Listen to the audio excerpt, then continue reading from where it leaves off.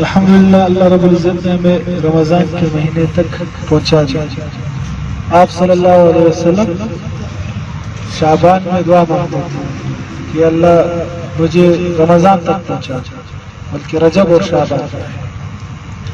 تو اللہ رب العزت نے ہمیں اس رمضان میں پہنچا تو دیا، لیکن ابھی ہمارے لیے یہ ہے کہ ہم کیا کریں، اس کی قدر کریں۔ گویا اس طرح ہے کہ اللہ رب العزت نے ہمیں بلینک چیک دے دی، اب ہماری مرضی ہے کہ اس پہ ہم جتنا بھی لکھیں، جتنا یہ سیزن ہے، جیسے ہر چیز کا سیزن ہوتا ہے، یہ اعمال کا سیزن ہے، تو اس میں ایک نفل فرض کے برابر ہے، اور فرض 70 درجے بلند، ایک فرض پڑھو گے 70 فرائض کا ثواب ہے۔ اور اس آپ صلی اللہ علیہ وسلم نے فرمایا کہ 4 کام زیادہ کریں، ایک لا الہ الا اللہ، اس کی کثرت جتنا زیادہ ہو سکے یہ پڑھیں، اور دوسرا استغفار، جتنا زیادہ استغفار کر سکتے استغفار کریں، اور تیسرا جہنم سے پناہ مانگے، اور چوتھا جنت کا سوال۔ اس کا عربی میں ہمارے دوست نے کہا کہ اس طرح پڑھے، بلکہ اس کو تسبیح بنا دیں، لا الہ الا اللہ استغفر اللہ اسألک الجنہ واعوذ بک من النار۔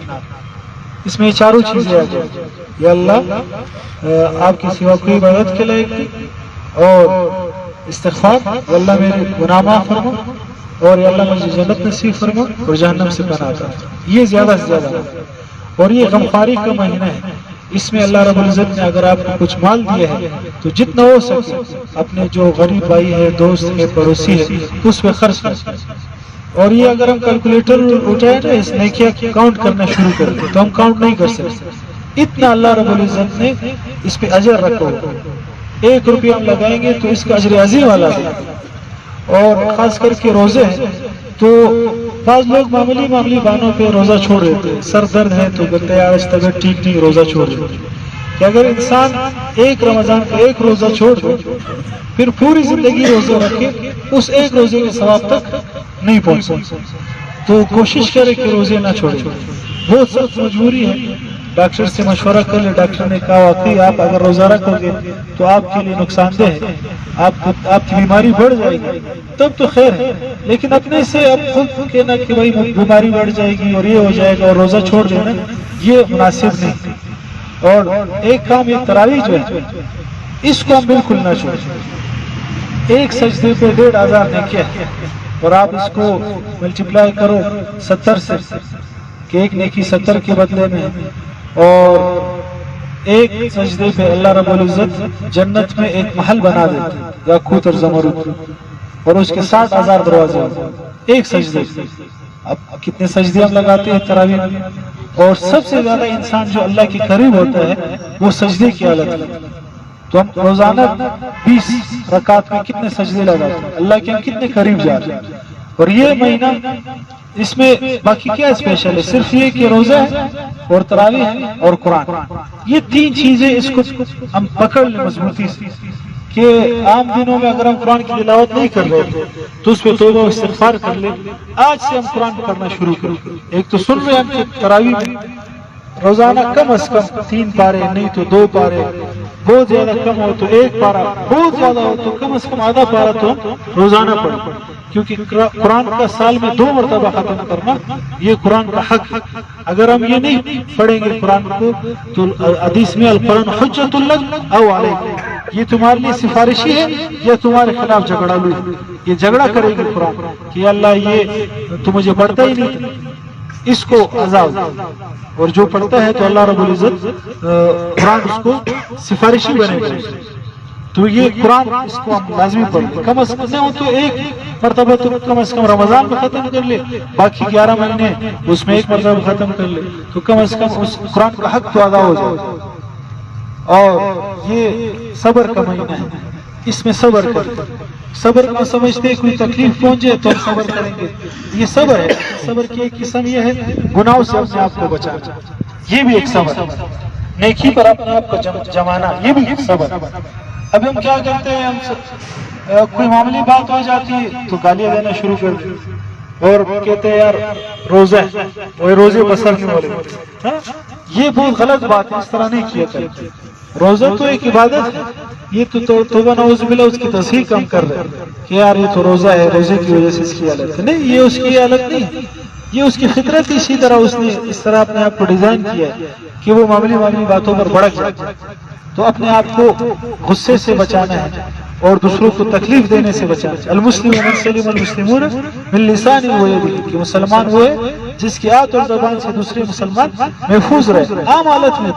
رمضان میں تو دیکھو، رمضان میں کھانا پینا یہ حلال چیزیں، لیکن رمضان میں کیا ہو جاتی ہے؟ حرام ہو جاتی ہے. روزے میں ہم نہیں کھا سکتے صبح صادق سے لے کر اور غروب آفتاب تک. تو جب حلال چیزیں ہم نہیں کھا سکتے، اللہ نے منع فرمایا، تو جو پہلے سے حرام ہے تو اس کی کتنی شناعت ہے، کتنی بری بات ہے کہ جو حرام کام ہم کر رہے ہیں. تو اس وقت کو ہم ضائع نہ کریں. اللہ رب العزت نے جو ہمیں وقت دیا ہے، ایک ایک سیکنڈ کو ہم قیمتی بنائیں اور اللہ رب العزت سے دعائیں مانگیں. جتنا مانگ کم از کم یہ دعا تو نماز کے بعد مانگیں، یا اللہ مجھے ہدایت نصیب فرما، یا اللہ مجھے قبول فرما اپنے دین سیکھنے کے لیے، اور مجھے عافیت والی زندگی نصیب فرما. یہ تین دعائیں ایسی ہیں کہ ان میں ساری دعائیں آ گئی. ان دعاؤں کا جڑ کیا دعا ہے؟ یا اللہ ہدایت نصیب فرما، یا اللہ قبولیت نصیب فرما، اور یا اللہ عافیت والی زندگی نصیب فرما. عافیت کا یہ مطلب ہے کہ دنیا میں بھی کوئی مصیبت پیش نہیں آئے گی اور آخرت میں بھی عافیت ہوگی. تو یہ تین دعائیں جب ہم کریں گے، اگر بہت وقت نہیں ہے، پہلے تو زیادہ دعائیں مانگیں، اگر وقت نہیں ہے تو یہ تین دعائیں اپنا معمول بنا لیں ہر نماز کے بعد، رمضان میں بھی اور غیر رمضان میں بھی. مولانا سید احمد خان صاحب تبلیغ جماعت کے بہت بڑے بزرگ گزرے، مدینہ میں ہوتے تھے. تو ایک دفعہ حاجی صاحب گئے ان سے ملاقات کے لیے، تو نماز کے بعد وہ 2 منٹ دعا کر کے اٹھ گئے. حاجی صاحب نے ان سے کہا کہ آپ تو مدینہ میں رہ رہے اور اتنی بڑی ذمہ داری ہے آپ کے اوپر کہ پورے مدینے کے آپ امیر ہیں، تو آپ اتنی چھوٹی مختصر دعا کر رہے. انہوں نے کہا کہ میں نے ایسی دعا کی ہے کہ وہ دعا اس میں ساری دعائیں آتی ہیں.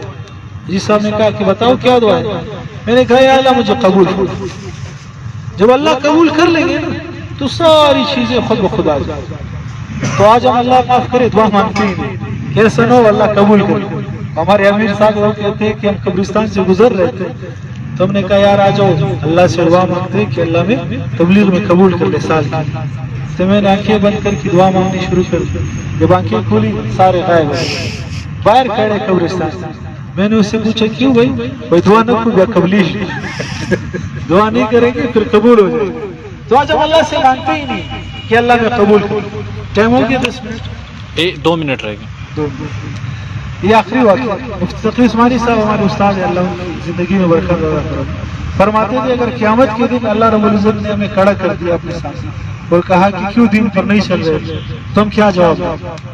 ہم یہ کہیں گے کہ 2021 کا ماحول تھا، دین پہ چلنا مشکل. تو یہ اللہ پاک ایسے لوگ دکھا دیں گے جو 2021 پر مکمل دین پر چل رہے، پھر ہم کیا جواب دیں؟ انہوں نے کہا ایک جواب ہے، اب اللہ سے مانگو یا اللہ مجھے قبول کرو، یا اللہ مجھے ہدایت نصیب کرو، یا اللہ مجھے دین پر چلا. میں دین پر چل نہیں سکتا، تو ہی چل. تو اللہ رب العزت دین پر چلائیں. اخلاص سے 40 دن کے ساتھ مانگیں گے اللہ سے، یا اللہ ہدایت نصیب فرما، اللہ ہدایت دے دے. اور مانگیں گے نہیں، بے طلبوں کو اللہ پاک نہیں دیتے. یہ 60-70 سال کی زندگی ہے، مختصر زندگی گزر جائے گی. اس میں اللہ سے مانگیں گے تو اللہ ہدایت دیں گے، نہیں مانگیں گے تو اللہ یہ تو نعوذ باللہ نماز پڑھ رہے، تراویح کر رہے، ہم اللہ پہ احسان نہیں کر رہے. یہ تو اللہ نے ہمیں قبول کیا ہے، ہمیں محتاج بن کے اعمال کرنے چاہیے. اللہ تعالیٰ ان باتوں پہ عمل کی توفیق عطا فرمائے. کوئی اچھی بات ہوگی تو اللہ کی طرف سے، کوئی غلط بات ہو تو میرے نفس کی شرارت اللہ معاف فرمائے. انشاءاللہ دعا کے بعد سوال جواب اگر ہے تو وہ بھی ہو جائے گا. انشاءاللہ چاہے بھی تیار. سبحان ربک رب العزت عما یصفون وسلام علی المرسلین والحمد للہ رب العالمین. آمین آمین. اللہ سب